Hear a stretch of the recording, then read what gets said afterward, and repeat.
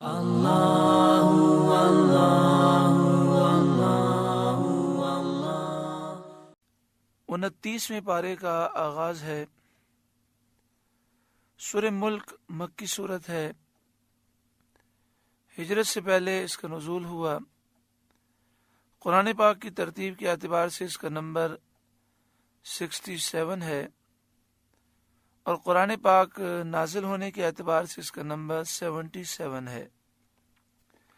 اس میں 30 آیتیں اور 2 رکوع ہیں، 330 کلمات ہیں، اور اس سورہ مبارکہ میں 1313 حروف ہیں۔ ترمذی شریف اور ابو داؤد شریف میں حدیث پاک ہے کہ سورہ ملک شفاعت کرتی ہے۔ اسی طرح ترمذی شریف میں ہے، نبی کریم صلی اللہ علیہ وآلہ وسلم کے صحابہ کرام نے ایک جگہ خیمہ نصب کیا، وہاں ایک قبر تھی، انہیں خیال نہ تھا کہ یہاں قبر ہے۔ انہوں نے جب خیمہ نصب کیا تو وہ صاحب قبر سورہ ملک پڑھتے رہے یہاں تک کہ تمام کی، یعنی قبر سے سورہ ملک پڑھنے کی آواز آئی تو خیمے والے صحابی نے نبی کریم صلی اللہ علیہ وآلہ وسلم کی خدمت میں حاضر ہو کر عرض کیا، میں نے ایک قبر پر خیمہ لگایا، مجھے خیال نہ تھا کہ یہاں قبر ہے، اور تھی وہاں قبر۔ صاحب قبر سورہ ملک پڑھتے تھے یہاں تک کہ ختم کیا۔ سید عالم صلی اللہ علیہ وآلہ وسلم نے فرمایا کہ یہ سورت مانعہ منجیہ ہے، عذاب کو روکنے والی، عذاب سے نجات دینے والی ہے۔ عذاب قبر سے یہ سورت نجات دلاتی ہے۔ ایک روایت میں یہ ہے کہ روزانہ رات کو سورہ ملک جو تلاوت کرے گا انشاءاللہ عذاب قبر سے محفوظ رہے گا۔ بسم اللہ الرحمن الرحیم، اللہ کے نام سے شروع جو نہایت مہربان رحم والا۔ تبارک الذی بیدہ الملک، بڑی برکت والا ہے وہ جس کے قبضے میں سارا ملک ہے، جو چاہے کرے، جسے چاہے عزت دے، جسے چاہے ذلت دے۔ وَهُوَ عَلَى كُلِّ شَيْءٍ قدیر، اور وہ ہر چیز پر قادر ہے۔ الذی خلق الموت والحیات لیبلوکم ایکم احسن عملا، وہ جس نے موت و زندگی پیدا کی کہ تمہاری جانچ ہو، تاکہ تمہیں آزمایا جائے، تمہاری آزمائش ہو، تم میں کس کا کام زیادہ اچھا ہے۔ وَهُوَ الْعَزِيزُ الْغَفُورُ، اور وہی عزت والا بخشنے والا ہے۔ زندگی موت اللہ تعالیٰ نے اس لیے پیدا کی تاکہ ہماری آزمائش ہو کہ ہم میں سے کون اچھے اعمال کرتا ہے۔ تو دنیا میں آنے کا مقصد اللہ اور اس کے رسول کی فرما برداری ہے۔ کون اس دنیا میں زیادہ مطیع ہے، مخلص ہے، یہ اللہ تعالیٰ ظاہر فرماتا ہے۔ الذی خلق 7 سماوات طباقا، جس نے 7 آسمان بنائے ایک کے اوپر دوسرا۔ ما تری فی خلق الرحمن من تفاوت، تو رحمان کے بنانے میں کیا فرق دیکھتا ہے؟ یعنی آسمانوں کی پیدائش سے اللہ تعالیٰ کی قدرت ظاہر ہے کہ اللہ نے کیسے مستحکم، مضبوط، استوار، مستقیم، مستوی اور متناسب آسمان بنائے۔ فرجع البصر، تو نگاہ اٹھا کر دیکھ، آسمان کی طرف بار دیگر دوسری مرتبہ پھر دیکھ۔ هل تری من فطور، تجھے کوئی رخنا نظر آتا ہے؟ ثم ارجع البصر کرتین، پھر دوبارہ نگاہ اٹھا اور بار بار دیکھ۔ ينقلب إليك البصر خاسئا وهو حسير، نظر تیری طرف ناکام پلٹ آئے گی تھکی ماندی، کہ بار بار کی جستجو سے بھی تلاش سے بھی تو کوئی خلل نہ پا سکے گا، کوئی عیب تلاش نہ کر سکے گا۔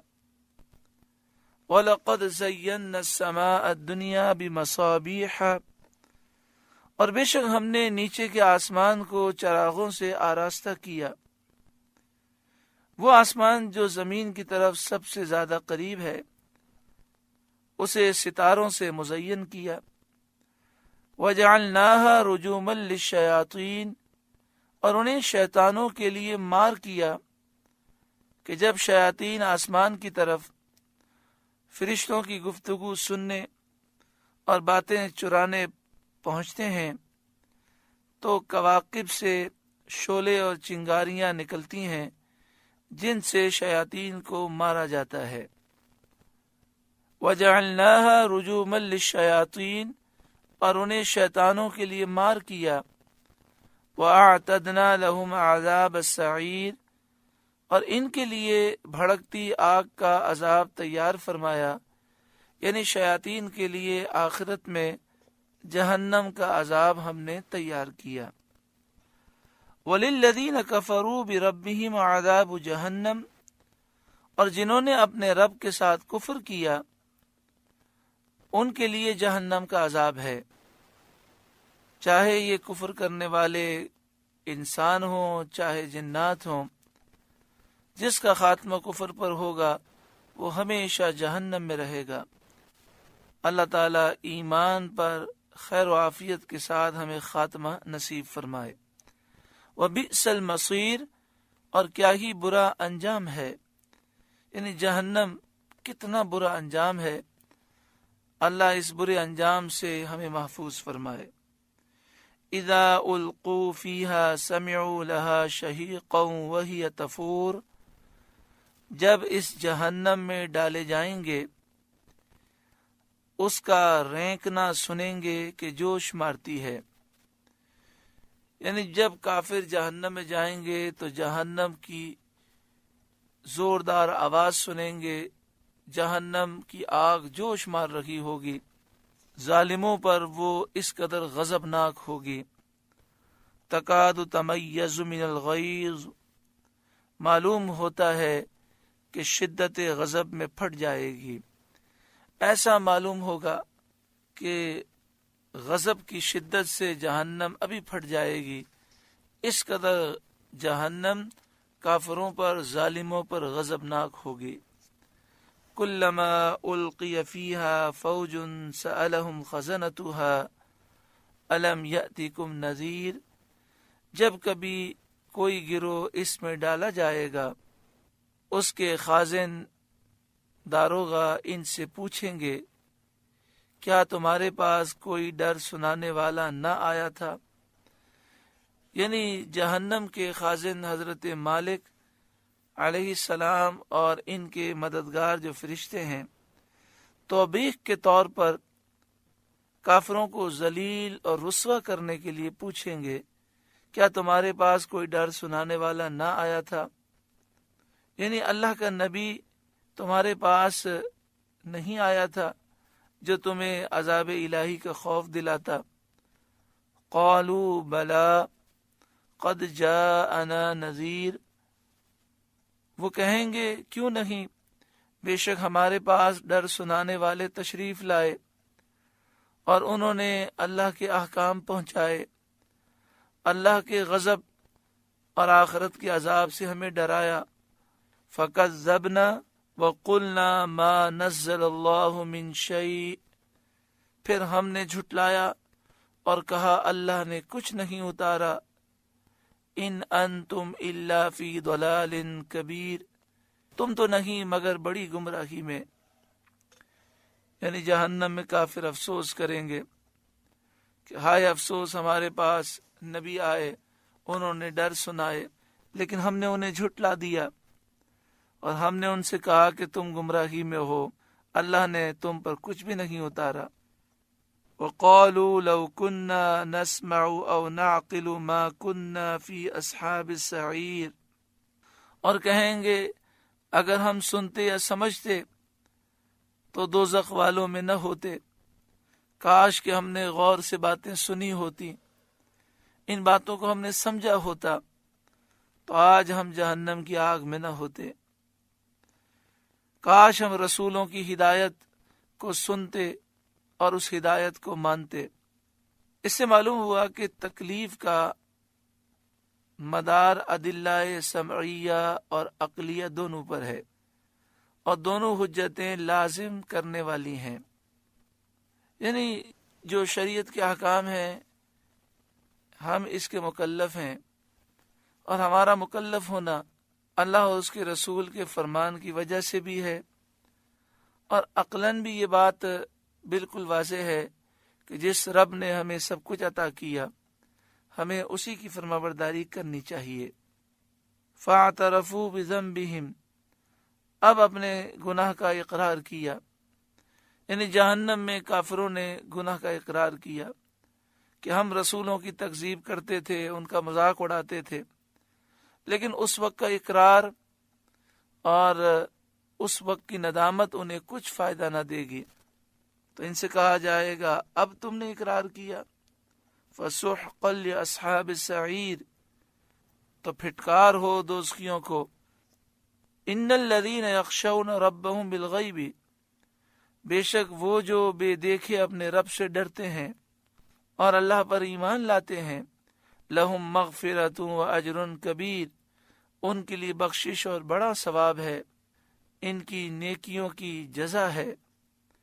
وَأَسِرُّوا قَوْلَكُمْ أَوِ اجْهَرُوا بِهِ، اور تم اپنی بات آہستہ کہو یا آواز سے کہو، زور سے کہو۔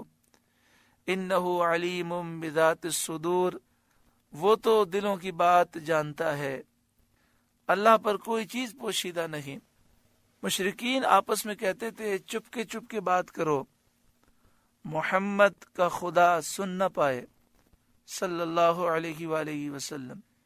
اس پر یہ آیت نازل ہوئی اور انہیں بتایا گیا کہ اس سے کوئی چیز چھپ نہیں سکتی، یہ کوشش تمہاری فضول ہے۔ الا یعلم من خلق، کیا وہ نہ جانے جس نے پیدا کیا، جس نے اپنی مخلوق کو پیدا کیا، کیا وہ اپنی مخلوق کے احوال کو نہیں جانتا؟ وَهُوَ اللَّطِيفُ الْخَبِيرُ، اور وہی ہے ہر باریکی جانتا خبردار، وہ باریک سے باریک چیز کو جانتا ہے، وہ خبردار ہے۔ سورہ ملک کا پہلا رکوع مکمل ہوا۔ اللہ تعالیٰ اس رکوع کی نصیحتوں پر ہمیں عمل کی توفیق عطا فرمائے۔ اللہ اللہ